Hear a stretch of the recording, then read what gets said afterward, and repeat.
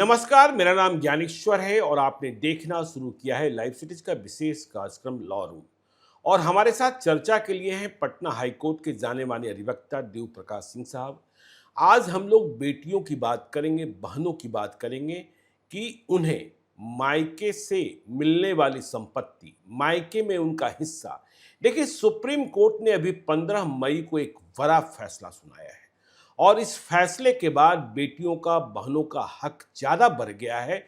Supreme court ने क्या कहा है यह समझाएंगे विस्तार से देवप्रकाश सिंह साहब। लेकिन जितना हम समझे हैं, सुप्रीम कोर्ट ने यह स्पष्ट कर दिया है कि कोई मौखिक बंटवारा नहीं चलेगा। किसी मौखिक बंटवारे का कोई कानूनी पहलू नहीं है।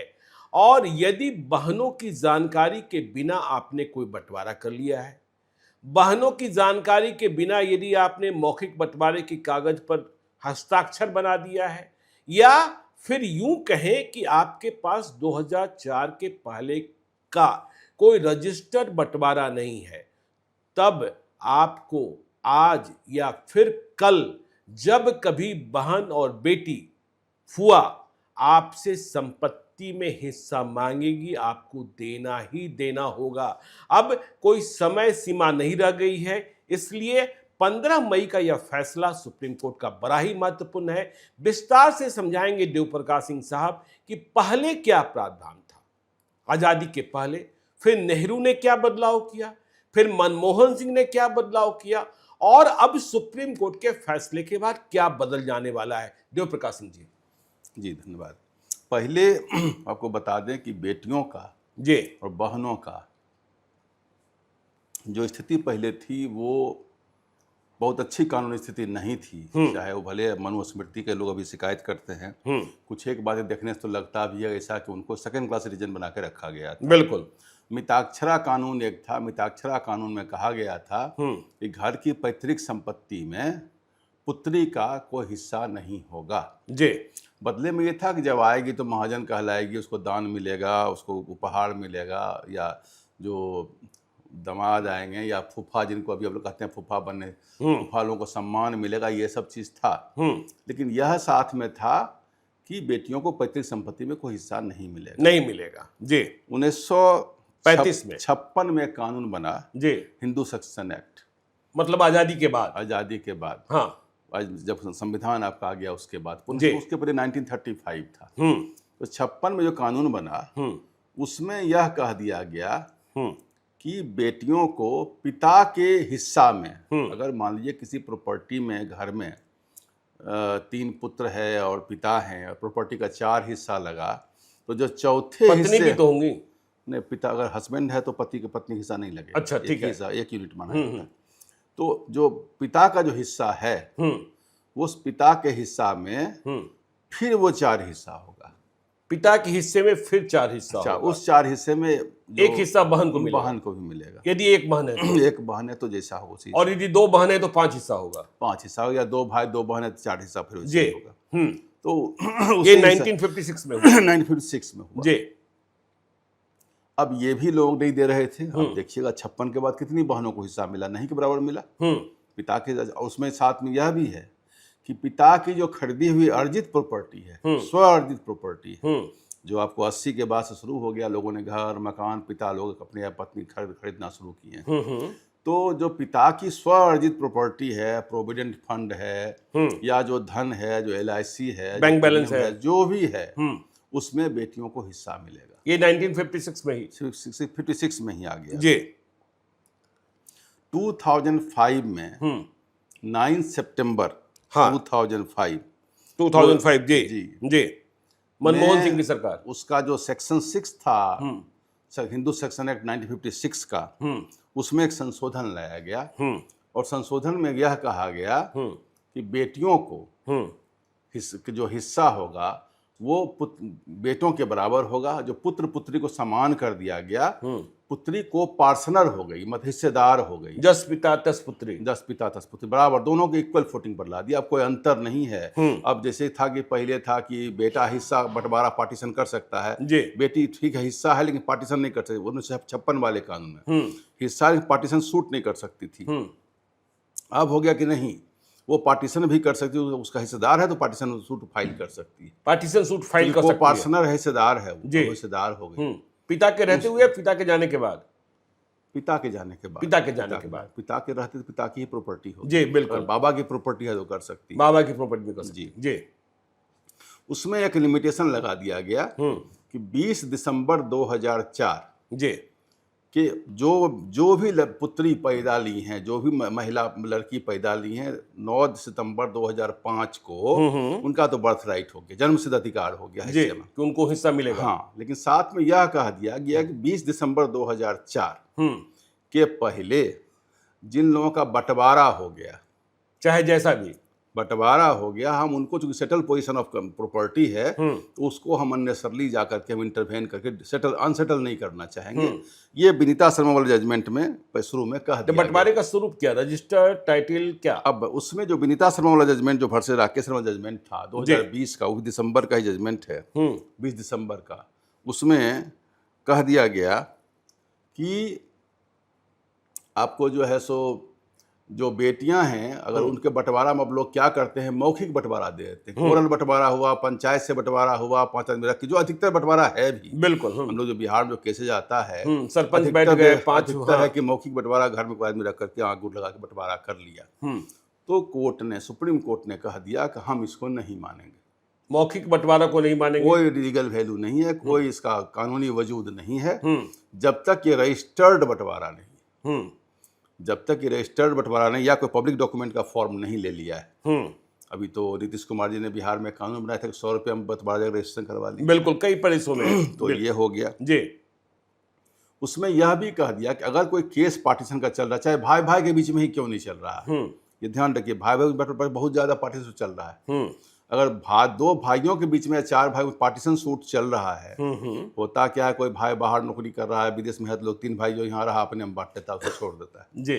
तो कहा कि जो भाई उसने पार्टीशन सूट कर दिया, वो सूट अगर चल रहा है, इसका मतलब आपका जो प्रॉपर्टी का बंटवारा है वो फाइनल नहीं माना जाएगा, फिर बहन भी उसमें अब कूद जा सकती है, चाहे वो 2004 हो या उससे पहले का जी, तब वो लिमिटेशन लागू नहीं। अगर कोई बंटवारा का केस आप पर चल रहा है और उसमें फाइनल डिग्री है, फाइनल डिग्री हम वर्ड यूज कर रहे हैं, प्रीलिमिनरी डिग्री नहीं, तो प्राथमिक डिग्री नहीं काम करेगा, जो फाइनल डिग्री अगर नहीं हुआ है तो वो 2004 के पहले का भी मामला है, तो उसमें भी बहनें जाकर के अपना हिस्सा मांग ले सकती हैं। अच्छा, ये मौखिक बंटवारा, रजिस्टर्ड बंटवारा भाइयों ने आपस में कर लिया, बहन को जानकारी ही नहीं मिली, या बहन कहाँ साक्षर कर दिया, सिग्नेचर बना लिया, बहन को जानकारी ही नहीं है, तो फिर ऐसे मसलों में क्या होगा?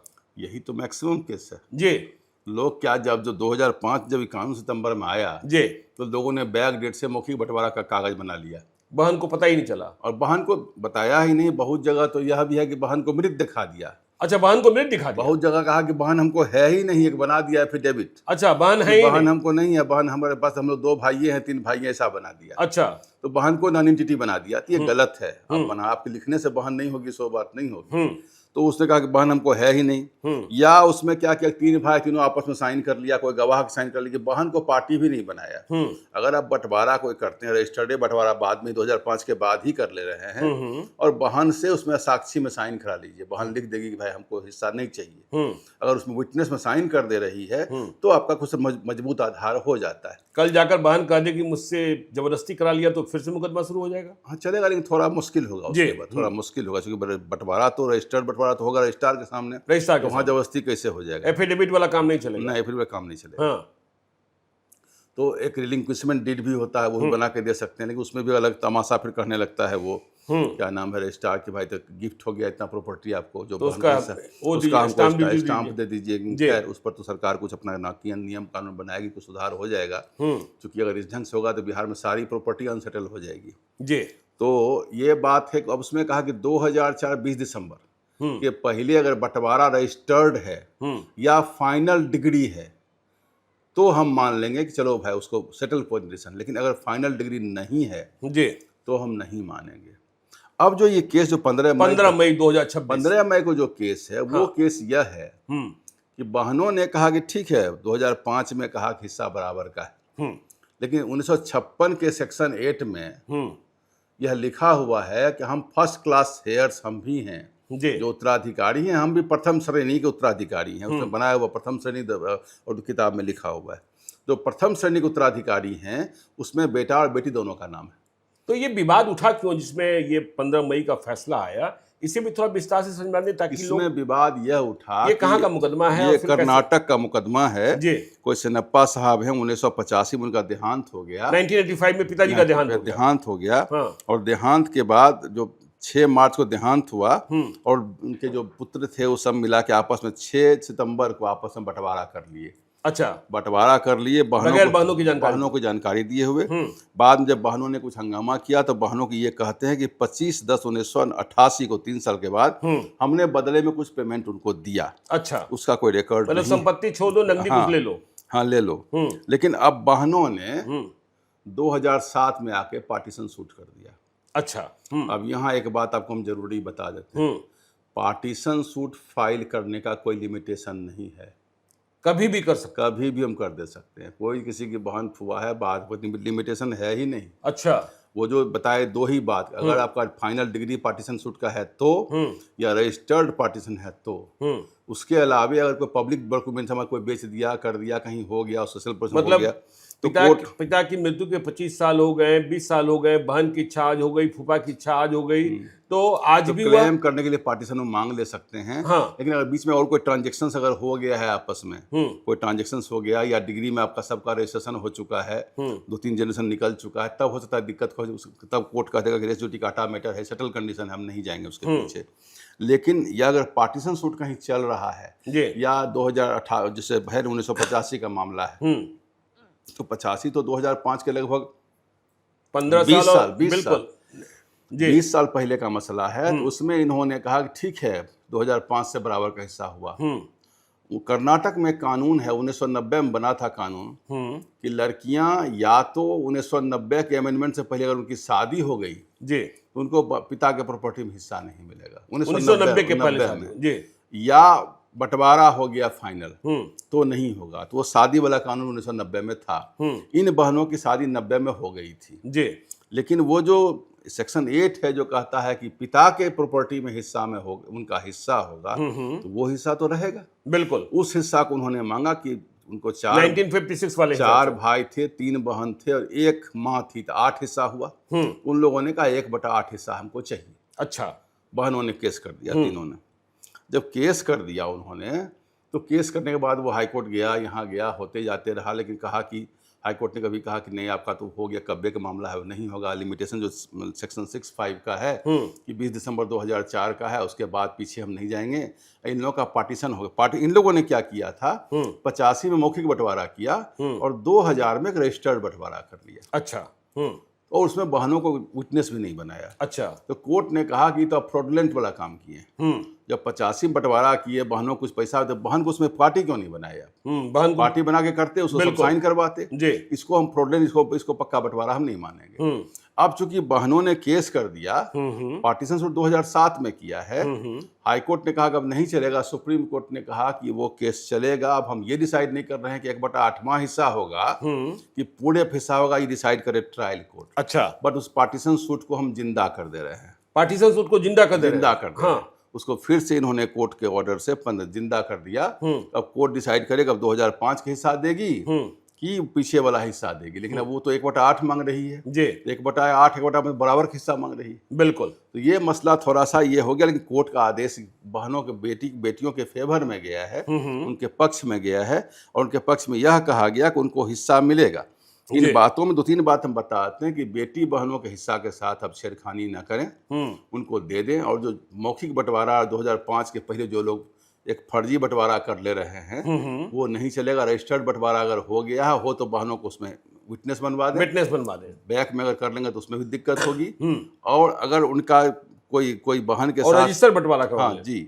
और साथ में एक और कानून आया है कि घर में कोई अगर विडो लेडी है, अच्छा हाँ ठीक है, विडो लेडी है तो सेक्शन 24 में था कि महिला कोई विडो हो गई और उसकी फिर शादी कर ली, तो शादी कर ली तो पैतृक संपत्ति जहाँ पहले ससुराल था वहाँ उसको हिस्सा नहीं मिलेगा। अच्छा। पहले ऐसा था, पहले ऐसा कानून, इसको भी सुप्रीम कोर्ट ने डिलीट कर दिया। कहा कि नहीं है, विडो अगर दोबारा रीमैरिज भी करती है तो भी ससुराल के संपत्ति में उसका हिस्सा होगा। चाहे वो कमा रही है चाहे नहीं कमा रही है।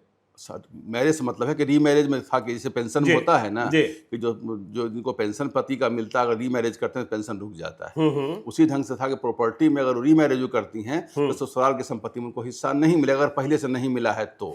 अब हो गया कि नहीं, रीमैरिज करेंगे तो भी हिस्सेदार हैं, वो प्रॉपर्टी लेंगे। अब आप अभी कह रहे थे कि जब 3 शादी करेगा 3 जगह हिस्सा लेगी। जी बिल्कुल, वो अलग बात है। खैर 3 शादी कोई क्यों, अपने को मजाक कोई क्यों बनाएगी, वो अलग बात है। लेकिन ये सब बातें हैं जो महिलाओं के फेवर में है और बेटी बहनों के नहीं, आप नक्सल में आप बताइए कि भाइयों और बहनों को क्या करना चाहिए और बेटियों, बहनों और फुआ को क्या अधिकार मिल गया जो अब तक नहीं था सुप्रीम कोर्ट के इस नए आदेश से, वह क्या कर सकती हैं? नक्सल में यही हो गया कि पहले तो 2005 में तो बराबर ही हो गया। जी। 20 दिसंबर 2004 तक अगर बंटवारा, रजिस्टर्ड बंटवारा नहीं है तो कभी भी पार्टीशन सूट कर सकती हैं। और उसके पहले कोई पार्टीशन सूट अगर चल रहा और फाइनल अगर नहीं हुआ है तो उसमें भी मतलब 1980 का भी मसला हो तब भी पार्टीशन सूट फाइल कर दे सकती है। अगर बंटवारा, रजिस्टर्ड बंटवारा, इनका तो रजिस्टर्ड बंटवारा हो चुका था, लेकिन उन लोगों ने केस कर दिया कि ठीक है बंटवारा तो हुआ, लेकिन 56 वाले कानून में तो हिस्सा हमारा है ना। अब एक नई बात हो गई कि 56 वाले कानून में पिता के हिस्सा में पुत्रियों का हिस्सा है, उसका केस तो चलेगा, बिल्कुल 2005 के पहले भी चलेगा। और उस पार्टीशन को जिंदा करेगा तो कहेगा पार्टीशन, जब पार्टीशन आपका चल रहा है परिवार में तो इसका मतलब फाइनल पार्टीशन तो नहीं हुआ ना। बिल्कुल। जिस समय कोई पार्टीशन हो गया, बहनों ने कर दिया कि पार्टीशन को रद्द किया जाए, फिर से पार्टीशन किया जाए। और जब फिर से पार्टीशन हो गया तो उस पर पिछला पार्टीशन जो भी है, रजिस्टर्ड है या अनरजिस्टर्ड है, वो तो अपने आप खत्म हो गया।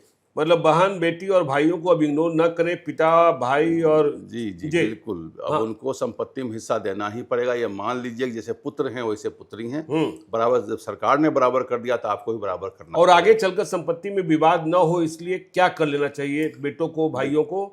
देखिए पहले ऐसा होता था कि पिता को 1000 बीघा जमीन है, बहन की शादी कहीं गरीब घर में अगर हो जाती थी, तो ऐसे हालत में क्या होता था कि बहनें बहुत दुख तकलीफ में, बहुत कहानी आप भी पढ़े होंगे बिल्कुल शादी में, और भाई लोग राजा की तरह रहते थे। अब ऐसा नहीं होगा, बहनें पिता की संपत्ति के बराबर के हिस्सेदार हैं। तो एक तो वह भी हो गया, और जो बहनें जिनका बंटवारा, अधिकतर बंटवारा जो हम लोग के पास था सब मौखिक बंटवारा ही है, उस बंटवारा को कोर्ट ने मान्यता नहीं दिया है। बिहार में ऐसे मामले तो हाईकोर्ट में बहुत आते रहते होंगे। अब तो और बढ़ेगा इसके बाद, और बढ़ेगा इसके बाद। तो चलिए देखिए, सुप्रीम कोर्ट का एक नया फैसला आया है 15 मई 2026 को, और इसका यथार्थ यह है कि बहनें, बेटियां, फुआ जब चाहे पार्टीशन कर सकती, पार्टीशन सूट दायर कर सकती हैं, और उन्हें आप संपत्ति से बेदखल नहीं कर सकते हैं यह कहकर कि मौखिक बंटवारा हो गया है, यह कहकर कि रजिस्टर्ड बंटवारा है। लेकिन यदि उनकी रजामंदी नहीं ली गई है, अब भी यदि रजिस्टर्ड बंटवारा कर रहे हैं तो बहनों की सहमति प्राप्त कीजिए, बहनों को गवाह बनाइए, साक्षी बना लीजिए, साक्षी बना, बहनों को गवाह बनाइए, नहीं तो बहनों का, बेटियों का, फुआ का, और अगर झूठ बोल के जी फ्रॉड कर देंगे कि बहन मर गई है, बहन है ही नहीं, तब तो पक्का खुद। ऐसा भी होता है कि लोग बहन को मार देते हैं। अधिकतर केस में। अच्छा, अधिकतर केसेस में यही होता है कि लोग बहन को मृत दिखा देते हैं, या कैमरामैन भी हंस रहा लगता है, वो भी किया। अच्छा, या कह देते हैं कि हाँ। तो चलिए देखिए, एक बड़ी बात आई है बहनों बेटियों के पक्ष में, और सुप्रीम कोर्ट और देश में भी देखिए बहन बेटियों को लेकर जागृति बढ़ रही है। तो ऐसी ही जानकारियां आपके साथ हम आगे भी साझा करते रहेंगे। आप देखते रहिए लाइव सिटीज को। यदि अब तक आपने हमारे यूट्यूब चैनल लाइव सिटीज को सब्सक्राइब नहीं किया है तो जरूर कर लीजिएगा, और यदि इस वीडियो को आप फेसबुक पेज के माध्यम से पेज को लाइक कीजिएगा, हैंडल एक्स पर भी हमें फॉलो कीजिए। धन्यवाद।